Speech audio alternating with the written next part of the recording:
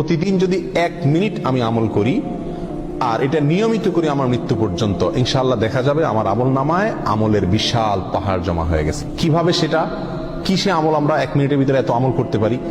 কয়েকটা আমরা নজির স্বরূপ বলতে পারি। 1 মিনিটের ভিতরে আমি যদি সুবহানাল্লাহ পড়ি, 1 মিনিট সুবহানাল্লাহ পড়লে 100 বার সুবহানাল্লাহ বলা যায়।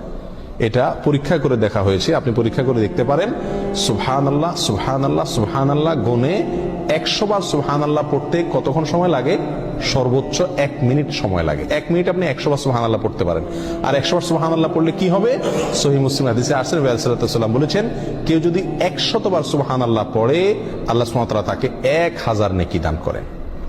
1000টি বিনিময় আল্লাহ তাআলা তাকে কিয়ামতের ময়দানে দান করবেন 100 বার সুবহানাল্লাহ পড়লে। তাহলে প্রতিদিন যদি আমি 1 মিনিট সুবহানাল্লাহ পড়ি শুধুমাত্র, তাহলে প্রতিদিন আমি 1000 করে নেকির মালিক হয়ে গেলাম। 30 দিনে 30,000। এভাবে হিসাব করেন সারা বছর, সারা জিন্দেগি কি পরিমাণ দাঁড়াবে ইনশাআল্লাহ।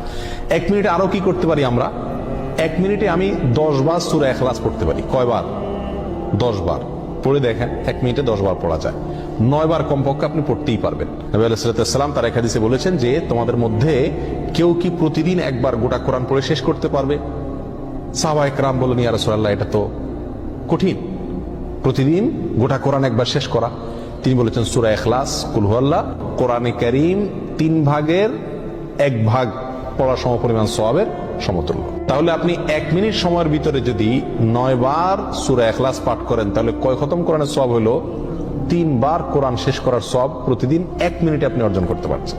আল্লাহ সুবহানাহু ওয়া তাআলা আমাকে প্রতিদিনে 1440টা মিনিট দিয়ে থাকেন। এখান থেকে 1টা মিনিট যদি আমি আমলগুলো করি এবং সারা জীবন নিয়মিত করি, আমলের বিশাল বড় পাহাড় ইনশাআল্লাহ আমার আমল নামায় যুক্ত হয়ে যাবে।